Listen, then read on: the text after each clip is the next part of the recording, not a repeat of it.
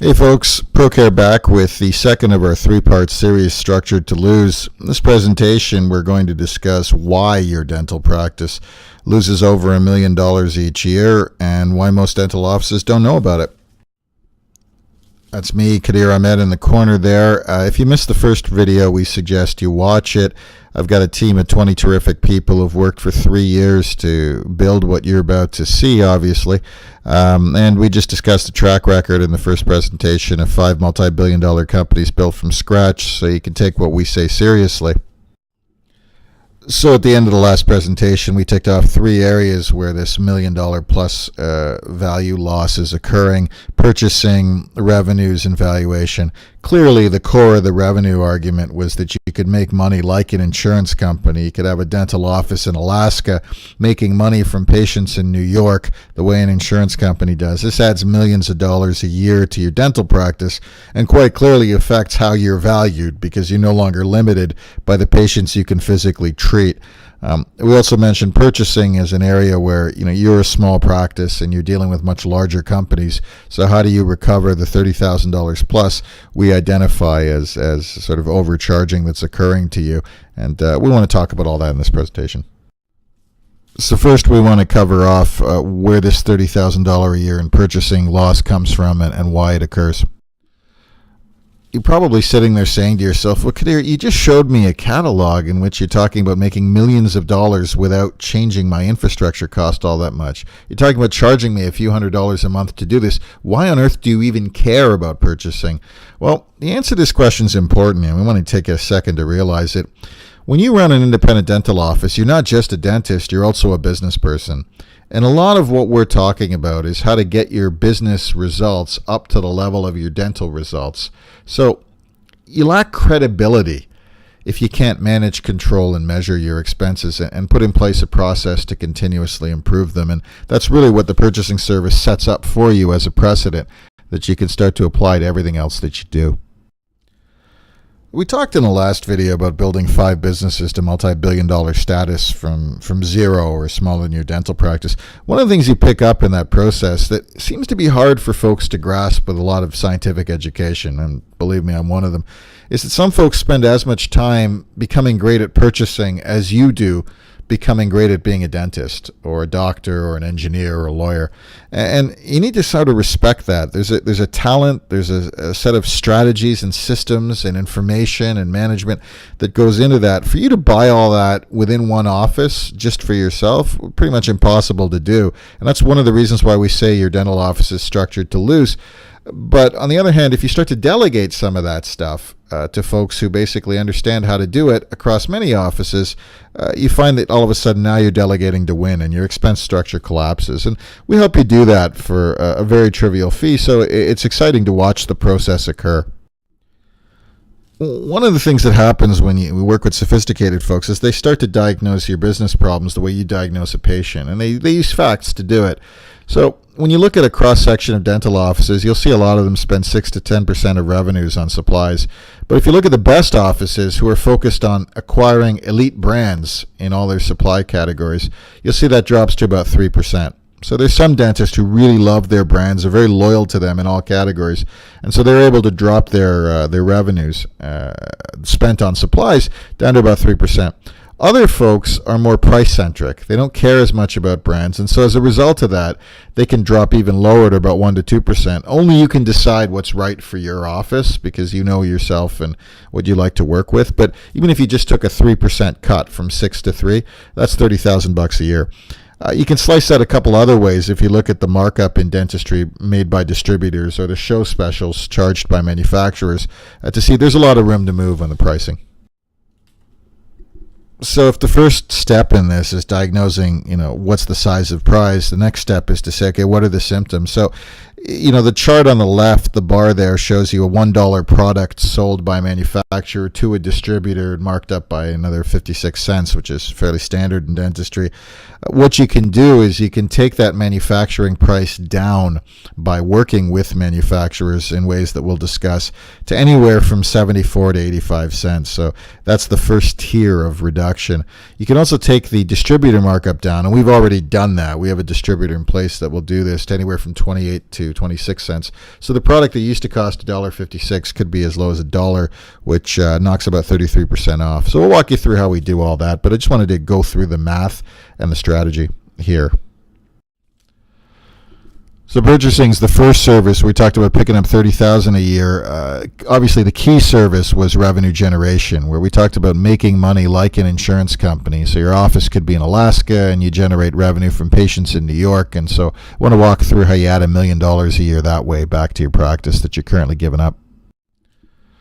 We covered some of this in the first video, but basically, as you already know, 175 million people in North America pay for dentistry in advance. They're called premiums. It's deducted from their paycheck every week or 2 weeks or month, however they're paid. So you got 175 million people paying for something in advance, and you as a dentist being paid only when people see you. There's a gap called an underwriting surplus between what's collected and what's paid out, and you don't have anyone collecting this gap. So this has got nothing to do with changing your fees or any of that. This is to do with revenue you don't get anything from at all that you could actually collect, and we're going to show you how to collect all of that. To give you a sense of the size, as we said, about 50% of the population is dental coverage. Even if you took a low price plan of $30 a month a person, 2 covered lives per typical plan takes that up probably about $70, but you got 175 million people, $60 billion in premium flow. You're paid out of the losses or claims. You're not getting anything from the profit or surplus. The profit or surplus, which is substantial, gets rolled over if the plan is funded by an employer on a self-funded basis, or it just disappears, goes to shareholders of an insurance company. Either way, a lot of money is disappearing from the system. And the reason it's disappearing, it's supposed to be for managing risk, which is something you can do a lot better than an insurance company. The system you're in today is one in which people pay more for premiums, get less in coverage, and measure nothing along the way. So here's dental inflation of about 6% a year, which is the average. Here's what that looks like on a chart if you were paying $100 in year 0. So you saw the last chart where the cost of coverage goes up, but here's what you get for that coverage. The claim cap in dentistry has remained flat for decades. You adjust for inflation, that means you're paying more every year as a patient for coverage, and you're getting less actual dentistry that's released from those fees on your behalf. The reason the system is the way it is not that insurance companies or employer plans are bad guys. It's just the system's set up in a poor way. So what you have is, dental premiums are allocated towards hygiene, towards true dental risk, and those are where your fees come out of. So you don't have to change your fees. You look at the third group, that underwriting surplus, you're not getting anything from that. That's the gap between what was collected and what's paid out. That gap exists to shelter the plans against risk. But if you actually measure that risk for employer groups, you can pick up that underwriting surplus for yourself. And therefore, you now collect almost all of the money that's collected in advance for dentistry, rather than just the sum that is released back to you today.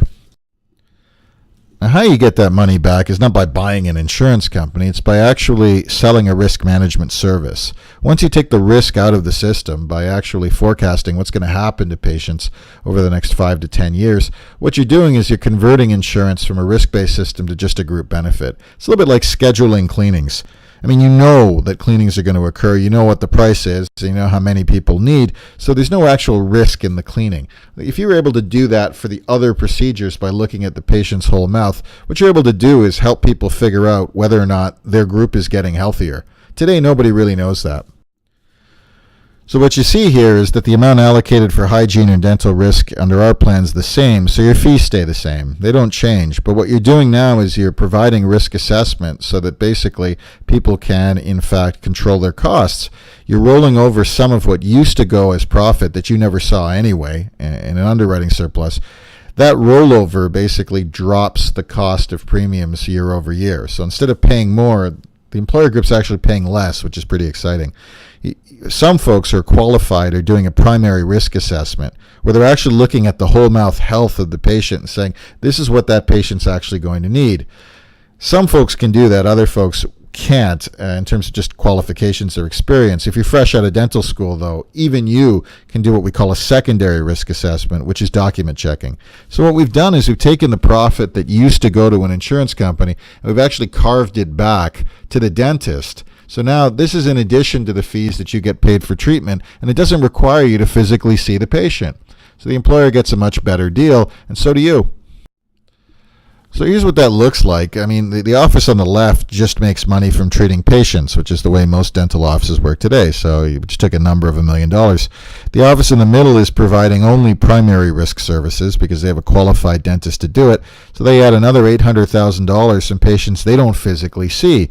The final office is doing both primary and secondary risk assessment, which, the secondary any office could do. And as a result, they've basically almost tripled their revenue, because now you're being paid like an insurance company from people you don't physically see. So earlier we showed you that under the current system, people pay more every year and they get less, and no one's measuring anything. Where now you're going into a system where you're actually measuring the health of a group of people. You're paying less because you're rolling over some of what the profit used to be to an insurance company back into the plan, and you're assessing the risk of people. So no longer is insurance a risk. It's much more a scheduling exercise, which is a group benefit. And what that allows people to do, even in insurance companies, is declare profits really quickly. Today, believe it or not, insurance companies don't win that much from the current system because they have to backload all their profits over the term of their contract with an employer group. Under the system we're talking about, they could actually even out the way that they declare their profits, and as a result, they get excited by offering you a little bit more money from their surplus as well, because they can offer more benefits and declare profit more quickly. So this really is about taking a system that's broken and making it work for everybody, for you, for them, and actually for the employer group all along the way. I use this analogy all the time. It's like you're running against a system, not a person. And then imagine it was like an election where one candidate says to you, hey, every year I want you to pay 6% more. I want to give you less in terms of what you're doing for your taxes. And I'm not even going to tell you how much less because I don't know. And you're the candidate stepping up saying, no, I need you to pay less every year. I need you to get more from us because we're going to cut through middlemen and waste. And everything we do is measured. If you had that hypothetical election going on and the previous guy had been in power for 40 or 50 years, it's not hard to see that it's time for a change. You're dealing in a market where, 175 million people have dental insurance, but it's bought on their behalf by professional buyers who all talk to each other. So the minute you have a rational alternative that cuts costs, increase services without really touching your fees, and measures quality, the market collapses. And we've all been alive long enough to see markets collapse, whether it's in cell phones or mail delivery services, telephone technology, or computers.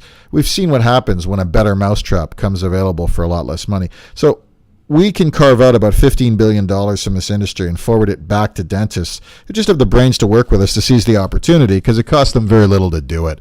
And we think that's more than enough to completely change the incentives in high-quality healthcare.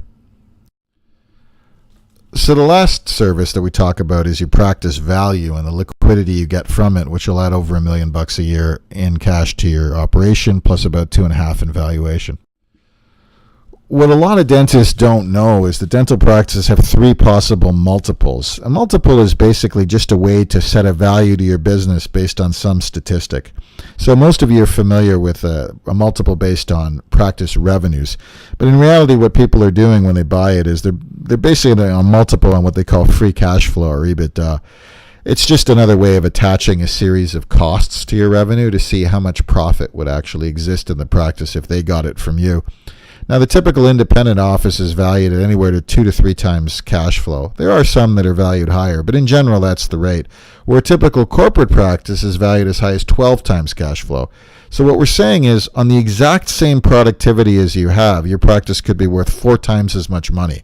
That's pretty important for you to know since it's the asset you spent your life building. So here's what that looks like in pictures. If your practice valued at $1 million without changing anything, to it, if you had the multiple of a small group and the same productivity of $1 million, it's suddenly worth about 1.7. So a small group is what? That's a one single dentist who owns 3 to 5 or 8 locations. That tends to have a higher multiple attached to it than an independent office, and so you see it's 1.7. If it was a large corporate chain, that same $1 million office would be worth about 3.4 million. So you're adding another 1.7 million value strictly because of the multiple. So we're going to show you how you can get the multiple of a large practice, a large corporate chain, while staying completely independent and being in control of what it is that you do. whenever you want a higher multiple on your business, you got to consider who the investor or the buyer is and what it is that you're doing. If you sell your practice to a fellow dentist who's as cash strapped as you are, obviously your multiple is going to go down a bit. So the person that's going to give you the higher value is the equity markets or the stock markets, and we're going to show you how you can basically peel off some of this multi-million-dollar value without going into debt, without borrowing anything from the bank, without having an interest rate attached to it. So the ironic part about all this is when you design a system the way we're talking about doing, as we've done 11 times in other industries, you end up focusing on what you do well. You end up delegating the things that you actually don't like doing, and the cost of delegation is so inexpensive. It's a few $100 a month that you actually sort of sit there and go, why didn't I do this earlier? Well, hindsight's always 20/20. So we're going to give you a structure to give you millions of dollars more in equity value and a way to peel off that value in a way that improves the quality of your practice and the quality of your life. So let's recap what we've said in this presentation. We said that you're losing $30,000 a year in purchasing because you lack data that a large corporate purchaser would have. You lack a strategy to resolve the difference in size between your ordering volume and the supply volume from the companies you deal with. And you lack a process to deliver continuous improvement. We'll give you all of that, and we'll talk about how.